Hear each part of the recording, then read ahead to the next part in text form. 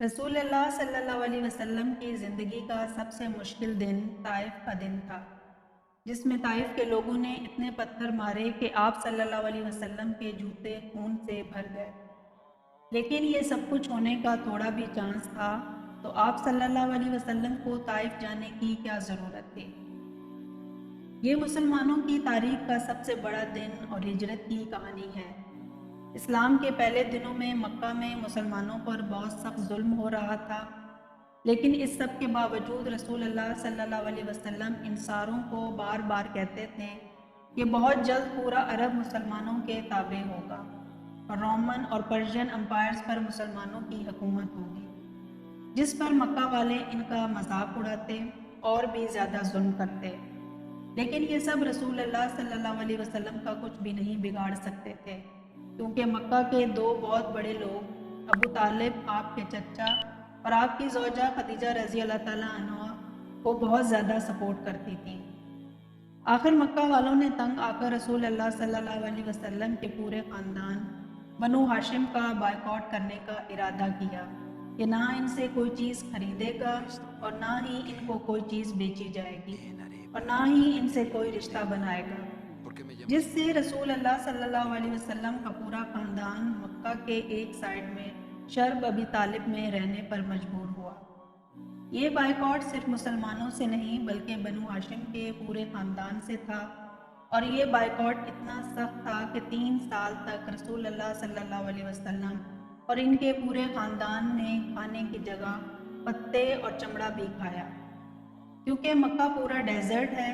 यहाँ ये जितनी भी खुराक की चीज़ें हैं वो बाहर से इंपोर्ट की जाती हैं, और जैसे ही कोई काफिला मक्का में पहुंचता, मक्का के सारे बाकी कबीले पूरा खुराक का सामान खरीद लेते और फिर बनु हाशिम को इसमें से एक चीज़ भी नहीं लेने देते थे। आखिर मक्का वालों ने अपने इस बायकॉट को ख़त्म कर दिया, लेकिन इसकी वजह से आप सल्लल्लाहु अलैहि वसल्लम के दो सबसे बड़े सपोर्टर्स, आपके जानशीन आपके चचा अबू तालिब और आपकी ज़ौजा खदीजा रज़ी अल्लाह ताला अन्हा इस दुनिया से चल बसे।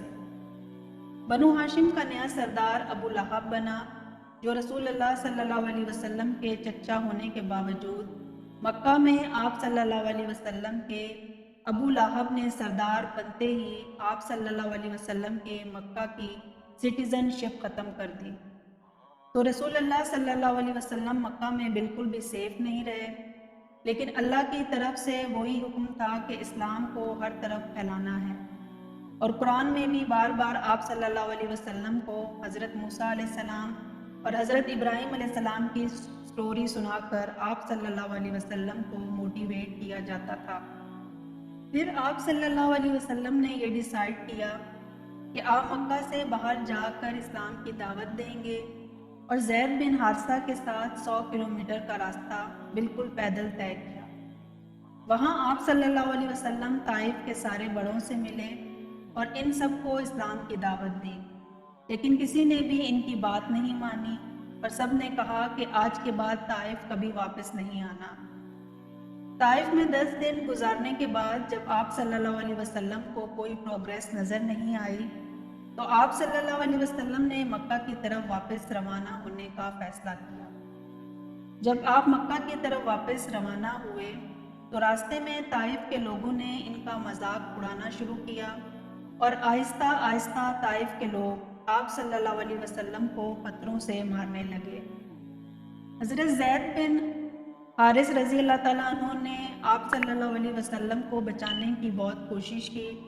लेकिन उन्होंने इतने पत्थर मारे कि आप सल्लल्लाहु अलैहि वसल्लम के जूते खून से भर गए। वहाँ से निकलकर प्यारे नबी सल्लल्लाहु अलैहि वसल्लम आखिर एक बाग में पहुँचे जो मक्का के एक शख्स का था। वो ये देखकर ताइफ वालों ने आखिर इनका पीछा छोड़ दिया कि ये गार्डन मक्का में आप सल्लल्लाहु अलैहि वसल्लम के सबसे बड़े दुश्मन उतबा और शीबा का था। लेकिन उन्हें भी आप सल्लल्लाहु अलैहि वसल्लम के जिस्म मुबारक को खून से भरा हुआ देखकर तरस आया, और उन्होंने अपने क्रिश्चियन गुलाम से उनकी तरफ कुछ अंगूर भिजवाए। आप सल्लल्लाहु अलैहि वसल्लम एक दरख्त के नीचे बैठे और अल्लाह से दुआ की کہ آپ نے مجھے کیسے ظالم لوگوں کے حوالے کیا، لیکن جب آپ مجھ سے راضی ہیں مجھے کسی کی پرواہ نہیں۔ اللہ پاک کو تو سب کا فیوچر، پاسٹ اور سب کچھ پتہ ہوتا ہے۔ اللہ پاک چاہتے تو رسول اللہ صلی اللہ علیہ وسلم کو طائف کے لوگوں کے بارے میں پہلے سے ہی آگاہ کر دیتے اور آپ صلی اللہ علیہ وسلم کو طائف جانے سے روک بھی سکتے تھے، لیکن آپ صلی اللہ علیہ وسلم کو اللہ تعالیٰ نے نہیں روکا تاکہ آنے والے ہزاروں سال تک پوری دنیا آپ صلی اللہ علیہ وسلم کے صبر اور ڈیڈیکیشن کو دیکھ سکے۔ اور آج تک رسول اللہ صلی اللہ علیہ وسلم کی زندگی میں طائف کے واقعے کی سب سے بڑی امپورٹنس ہے۔ جیسے ہی وہ غلام رسول اللہ صلی اللہ علیہ وسلم کے پاس آیا تو آپ صلی اللہ علیہ وسلم اپنے سارے غم بھلا کر اسے بھی اسلام کی دعوت دینے لگے اور اس سے پوچھا کہ تم کہاں سے ہو؟ تو اس نے کہا کہ میں نیڈوا سے ہوں۔ رسول اللہ صلی اللہ علیہ وسلم نے اس غلام سے کہا، اچھا تو تم میرے بھائی یونس علیہ السلام کے شہر سے ہو، وہ بھی نبی تھے اور میں بھی نبی ہوں۔ یہ سن کر اس غلام نے رسول اللہ صلی اللہ علیہ وسلم کے ہاتھوں کو چوما اور اسلام قبول کر لیا۔ اس سب سے دور کھڑے عتبہ اور شیبہ نے جب یہ سب کچھ دیکھا تو کہنے لگے کہ ہمارا یہ غلام بھی گیا۔ وہاں سے آپ صلی اللہ علیہ وسلم روانہ ہوئے تو جبرائیل علیہ السلام پہاڑوں کے فرشتے کو لے کر حاضر ہوئے اور کہا، اگر آپ حکم دیں تو ہم ان سب کو پہاڑوں کے درمیان پیس کر رکھ دیں۔ آپ صلی اللہ علیہ وسلم نے کہا کہ نہیں، ان کی اولاد میں سے ضرور کوئی مسلمان ہوگا، اور آپ صلی اللہ علیہ وسلم نے اتنے سخت ظلم کے بعد بھی ان سب کو معاف کر دیا۔ بلکہ واپس آتے ہوئے آپ صلی اللہ علیہ وسلم نے راستے میں جنوں کے ایک گروپ کو بھی اسلام کی دعوت دی اور انہوں نے بھی اسلام قبول کر لیا۔ جیسے ہی آپ صلی اللہ علیہ وسلم مکے کے قریب پہنچے تو انہیں یہ پتا تھا کہ وہ اب مکہ کے سٹیزن نہیں رہے۔ انہوں نے مکہ کے کچھ لوگوں سے مکہ کے اندر رہنے کے لیے پناہ مانگنے کی کوشش کی، جس طرح آج کسی دوسرے ملک میں رہنے کے لیے اس کا ویزا مانگنا پڑتا ہے۔ پہلے 2 لوگوں نے پناہ دینے سے انکار کر دیا، لیکن تیسرے متعین بن عادی نے رسول اللہ صلی اللہ علیہ وسلم کو پناہ دی۔ اتنے بڑے ایکسپیرینس کے بعد رسول اللہ صلی اللہ علیہ وسلم کو کوئی فرق نہیں پڑا اور انہوں نے اسلام پھیلانے کا کام جاری رکھا۔ ہر سال پورے عرب سے ہزاروں لوگ مکہ میں حج کرنے کے لیے آتے تو رسول اللہ صلی اللہ علیہ وسلم صرف رات کے اندھیرے میں ان کے کیمپس میں جاتے اور انہیں اسلام کی دعوت دیتے۔ لیکن اس سب سے بھی بہت کم لوگ اسلام کی طرف آتے،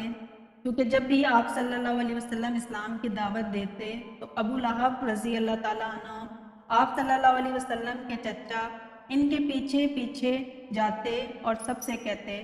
کہ ان کی بات نہ مانو۔ طائف کے اگلے سال جب رسول اللہ صلی اللہ علیہ وسلم ان کیمپس میں گئے تو وہاں مدینے کے 6 لوگوں سے ملاقات ہوئی۔ جیسے ہی آپ صلی اللہ علیہ وسلم نے ان کو اسلام کی دعوت دی تو انہوں نے آپس میں کہا کہ کیا یہ وہی پیغمبر تو نہیں جس کے بارے میں یہودی ہمیشہ بہت سالوں سے کہہ رہے، اب یہ کسی کو پتہ نہیں۔ پچھلے 1000 سال سے اللہ یہودیوں کے ذریعے مدینہ میں رہنے والوں کے دماغوں کو ٹرین کر رہا ہے کہ بہت جلد مدینہ میں ایک پیغمبر آنے والے ہیں۔ مدینہ کے ان 6 لوگوں نے فوراً اسلام قبول کر لیا اور واپس جا کر مدینہ کے لوگوں میں اسلام کو پھیلانا شروع کر دیا، جس کی وجہ سے اگلے سال مدینہ سے 12 لوگ اسلام قبول کر کے آپ صلی اللہ علیہ وسلم کے پاس آئے اور آہستہ آہستہ اس طرح مدینہ میں ہر گھر تک آپ صلی اللہ علیہ وسلم کا نام پہنچنے لگا۔ یہ کچھ سال آپ صلی اللہ علیہ وسلم کی زندگی کے سب سے مشکل سال تھے، کیونکہ پہلے مکہ والوں کے بائیکاٹ کی وجہ سے شعیب ابی طالب کو پتے اور چمڑے کھانے پڑے اور ابو طالب اور حضرت خدیجہ رضی اللہ تعالیٰ عنہا کی وفات، پھر طائف میں اتنا ظلم کہ جوتے خون سے بھر گئے۔ مکہ کی سٹیزن شپ بھی ختم کر دی گئی، لیکن انہیں سخت حالات میں اللہ تعالیٰ نے آپ صلی اللہ علیہ وسلم کے دل کو تھوڑا سکون دینے کے لیے ان کو 7 آسمانوں کی سب سے بڑی سیر کروائی۔ تو ناظرین کرام، یہ تھی ہماری آج کی ویڈیو۔ ملتے ہیں نیکسٹ ویڈیو میں۔ اللہ حافظ۔